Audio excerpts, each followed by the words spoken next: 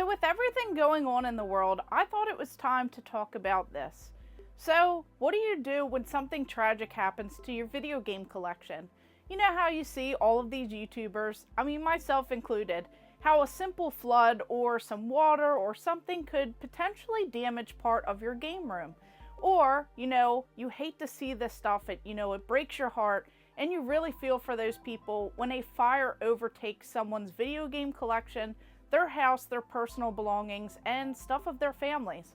That stuff is super tragic, and a lot of people always ask, do you have insurance when it comes to your collectibles or your video games? How do you even go about doing this? Well, I thought it was time to talk about this because you can get collector's insurance depending on which items you collect, depending on which insurance company you reach out to, and depending on your area. Now, I've seen some things where people, when they buy their house, depending on if they're in a particular flood zone, sometimes the coverage will not cover certain things, so you do have to be mindful of that.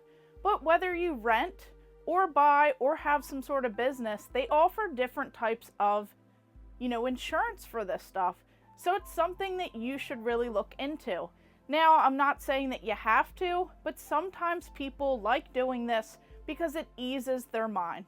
When I reached out to different insurance companies for my video game collection, depending on if you have a few $1,000s worth of video games versus hundreds of thousands of dollars worth of video games, whether you have items that, necessarily don't have a value just because they are super unique, or ones that you could go ahead and track in all of those apps.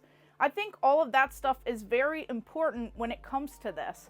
When you buy items, when you clean them off, you bring them into your house, you want to document, depending on the systems, their serial numbers. That way, if something happens, people comment below and they tell me that their house or they were robbed or their house was burglarized or something of that nature. Well, if you have the serial numbers, a lot of times different police agencies can actually track that through a pawn database. That way you can see if it was pawned somewhere or traded in at a local store. So that's something that you can do to protect your collection. Taking those extra steps. When you're going out there and you're buying these items, it's really important to save the receipts or save the values of what you paid. Whether you have your statements for your debit card, your credit card, however which way you buy these items, you want to kind of keep a tally of what you're spending on this stuff. And I get it all turns into another type of job, a whole job just tracking and managing your collection depending on how big it is. But some of this stuff can be very valuable because, we want to take pride in our collection and we don't want something bad to happen to it. If you notice that there is a flooding area in your house, you have to be mindful by the doors and windows and things like that. Or if you're on the upstairs floors, you want to make sure that your roof and all that stuff is inspected. That way you don't have something, come out of nowhere. And of course, we're always going to have those situations that we don't expect, but we want to be prepared for when that stuff happens. So using those apps to kind of list out everything, taking pictures of your items and video proof.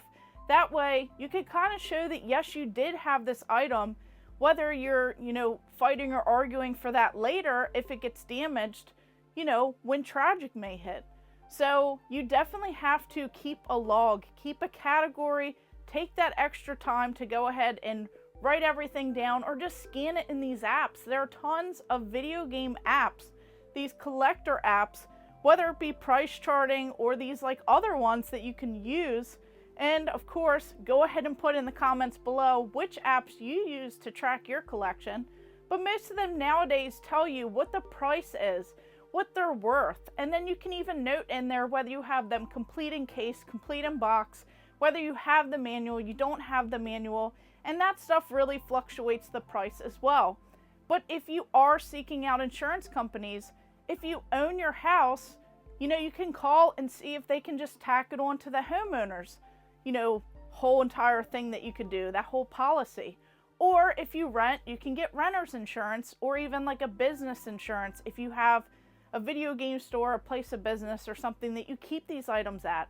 I know people that insure just a few top dollar items And that way, it was a cheaper option instead of insuring the entire collection, so that if something were to happen, they could at least replace that one item or get the money for it so that they could rebuild.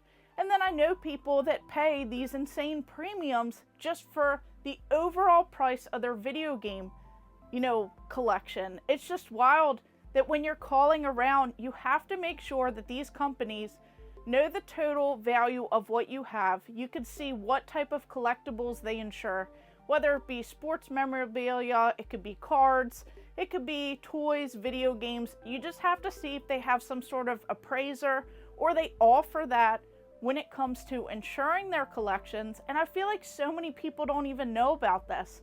Now, when you start getting into these crazy high dollar collection values, you may be paying hundreds a month or even up to $1,000 a month to insure this stuff. So you have to really sit down and see if that's the way that you want to go, if it's something that you can afford, and just see if that's something that would really ease your mind if tragedy or something crazy were to happen.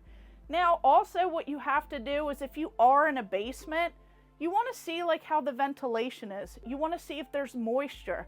So you might have to get those humidifiers. You might have to get, dehumidifiers. You might have to get all of this different type of stuff just to regulate all of this, because you don't want stuff getting moldy over time. You don't want the moisture ruining your stuff, and you just want to make sure that your areas stay clean. If you have pets, things like that, you probably don't want to wear shoes in your video game room. You don't want to have pet hair and all this stuff in there just to kind of like over time really like destroy. You don't want to smoke in these video game areas because all of that kind of impacts your collection. So, just taking these steps to protect your collection and just look into this stuff. There are tons of resources out there, whether it comes to insurance or just trying to make sure that you're prepared for if something were to happen. You don't want to just cram all this stuff in an area that you've had that leaks before, because all that stuff could potentially happen again and that all could get damaged instantly. And if you could just take a few extra steps to prevent it, that preventative maintenance, that's what you have to do. So I just wanted to kind of put that information out there. I've had people ask about that stuff, and it's just very important to protect your collection just in case something like this happens. Now, it's not always a foolproof guarantee because things could happen at any time against any preparation. So these are just things to think about. So I want to know what you guys use, what helpful tips you guys have when it comes to protecting your collection. So of course, let me know in the comments down below, if you guys use like a fireproof safe for your high-end valuables or something like that. So of course, thank you guys for watching. Make sure you like and subscribe. Go ahead and check out all of my other videos and stay tuned for more.